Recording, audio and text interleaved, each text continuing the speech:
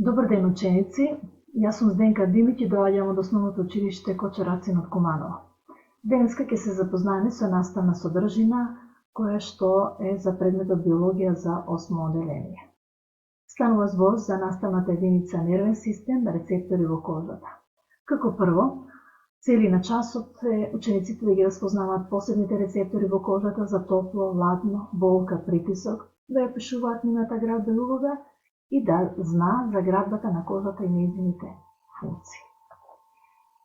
Светлните клетки или рецептори се специализирани нервни клетки кои примаат информации, односно дразби од надворешната или натрешната средина, кои потоа се пренесуваат до соодветни центри во нервниот систем. Улогата на овие рецептори е да ги регистрираат промените од надворешната или натрешната средина и организмот соодветно да реагира на нив. Со други зборови, го информираат организмот за состојбата во која се наоѓа. Рецепторите во кожата, спрема видот на физичката енергија која регистрираат, дали таа е механичка, хемиска, топлотна или електромагнетна, се поделени на неколку вида. Механорецептори ги активира делување на механичка енергија. Овдека спаѓаат рецепторите за допир, значи еве овдека како изгледаат, за притисок, потоа рецептори кои примаат информации за истегнатост на мускулите, рецептори за слух и рамнотежа кои што се сместили во внатрешното уво. Имаме хеморецептори кои регистрираат хемиска енергија и во оваа група спаѓаат сетилото за мирис, тоа е мирисниот епител во носот, и сетилото за вкус, јазикот, така наречени густативни брадавички. Терморецептори кои реагираат на промена на температура, рецепторите за топло и за ладно. Фоторецептори кои регистрираат светлости дразби. Ова се единствени рецептори кај човекот кои се прилагодени да регистрираат електромагнетна енергија. Во нив спаѓаат стапчињата и чепчињата во мрежницата на окото. Дразбите на кои реагираат сетилните клетки може да бидат од различно потекло. Значи, во зависност од видот на дразбата се активираат и различни сетили, односно различни рецептори. Допир, болка, ладно, мирис, вкус, вид, слух, рамнотежа. Рецепторите за болка, за топло, за ладно и допир се распоредени во кожата. Еве ги овдека представени. За допир се распоредени по целокупната кожа. Најмногу вакви клетки има на устните, на врвот на јазикот и ягодиците на прстот, а најмалку на грбот. Рецепторите за болка се составени од фини завршетоци на сетилни нерви и освен во кожата ги има и во коските, и таму чувствуваме болка, во мускулите, натрешните органи и често предупредуваат на некоја болест или пореметување во организмот. Инаку болката е заштитен механизам на организмот. Рецепторите за болка уште се нарекуваат и ноциорецептори. Рецепторите за топло се сместени длабоко во кожата, значи најмногу ги има во образите и устните и уште се нарекуваат руфиниеви завршетоци, тука некаде се сместени. Рецепторите за ладно се наоѓаат под самата површина на кожата, значи нешто повисоко во однос на рецепторите за топло. Ги има најмногу на околу половината на телото на грбната страна, на врвот на јазикот, на очните капаци, а најмалку на табаните. Уште се нарекуваат краузерови телца. И еве една слика за градбата на кожата, ќе видиме подоцна како е градена кожата. Еве ги овие ноциорецептори за болка, како изгледаат, за притисок, рецепторите за допир, елипсовидни телца и терморецептори. Значи и еден шематски приказ на градбата на кожата, како на која длабочина кој е распореден, еве ги за болка најгоре, значи ако притискаме на кожата сигурно дека ќе почувствуваме прво болка.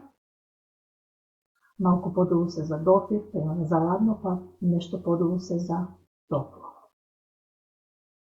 Рецепторите за болка се распоредени по целата површина на кожата, ама ги има и во внатрешноста на телото. Рековме дека дразбата се прима како болка и значајно е за организмот, затоа што организмот настојува да ја отстрани болката и еден вид на заштитен механизам представува за телото. Во однос на рецепторите за топло и за ладно, рецепторите за болка не може да се адаптираат, Така да, ако чувствуваме болка, таа постојано ќе е присутна и телото ќе настојува да ја отстрани. За рецепторите за допир е интересно, тоа се ситни елипсовидни телца распоредени во дермата на врвовите на прстите, устните, врвот на јазикот. Исто се брзо приспособуваат на промените и со помош на овие рецептори се препознава големината, формата и текстурата на површините на предметите. Што е карактеристично за овие рецептори? Кај луѓето кои што делимично го загубиле својот вид или во текот на животот или се родиле слепи, е карактеристично што овие рецептори многу стануваат чувствителни на околните предмети во смисла на тоа кога се одредува нивната форма, текстура, еве со помош на врвовите на прстите каде што ги најмногу има, може да се одреди формата на предметот, текстурата, површината, како изгледа големината на предметите, што е многу значено за луѓето кои што имаат ваква попреченост. За температура или терморецептори, тоа се рецептори кои примаат чувство за топло и ладно, сместени се во голем број во кожата, слузо кожата, носот, устата, цревата, аналниот отвор и други места. Рецепторите за ладно пред малку спомнаме се наоѓаат поблиску до површината на кожата, рецепторите за топло се малку подлабоко поставени. Најчувствителни на топло се образите и горната страна на дланите. Значи, досега зборувавме за рецептори кои што се распоредени во кожата. Да видиме, да се запознаеме со градбата на кожата. Кожата представува надворешна обвивка на телото и како орган има претежно заштитна функција. Значи, не дозволува да надлегуваат одредени честички, вируси, бактерии од надворешната средина вода, а во исто време спречува излегување на вода и топлина во надворешната средина во одредени периоди од годината или во одредени ситуации и состојби во кои се најде организмот. Градена е од различни ткива, жлезди, крвни садови, нервни завршетоци и масно подкожно ткиво. Разликуваме два слоја и она предно покажано масно подкожно ткиво, кое што кај различни луѓе може да има различна дебелина или големина. Првиот слој е епидермисот или покожицата, а вториот слој е дермата или вистинската кожа.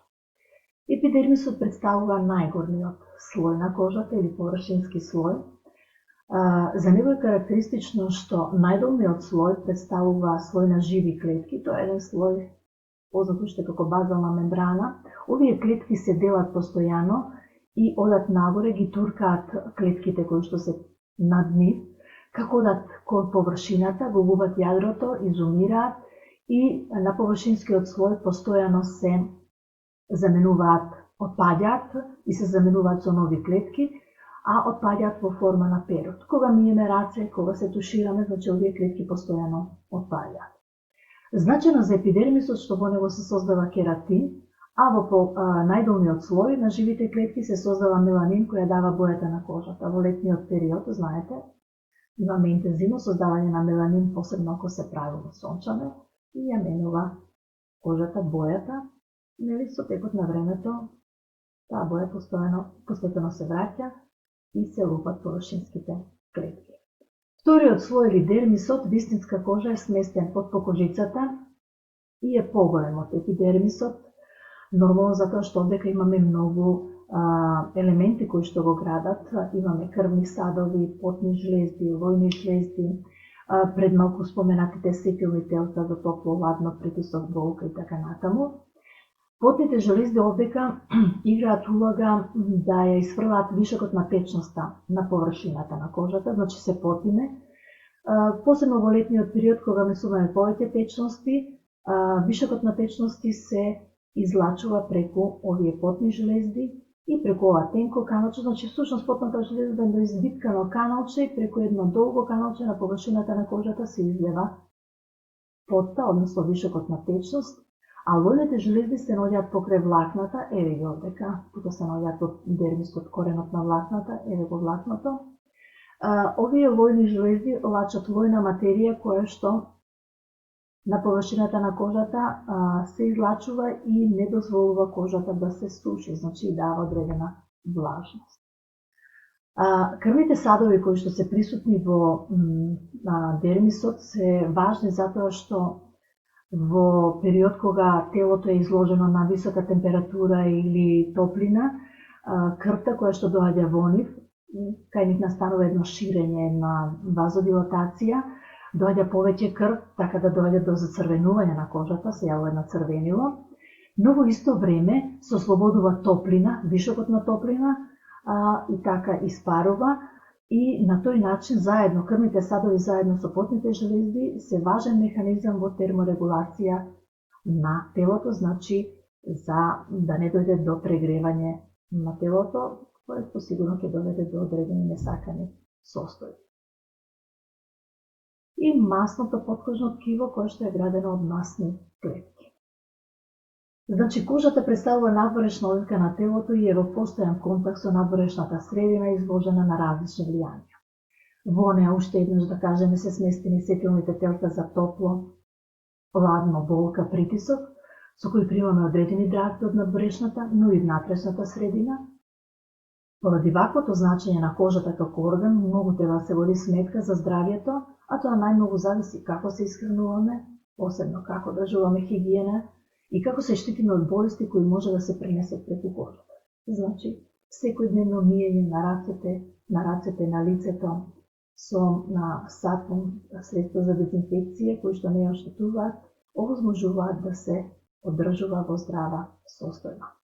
Од друга страна, присуството на потните железди како заштитен механизам ни овозможува да се ослободуваме од вишокот течности и присуството на крвните садови овозможува пуштање на топлината, ладење на телото, лојните железди не дозволуваат сушење на кожата. Сончењето е корисно затоа што се создава витамин D кој е важен за телото.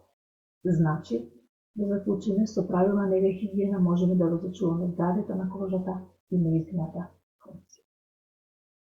Јас се надевам дека оваа содржина беше интересна. Благодарам за вниманието и секое добро. Довидување.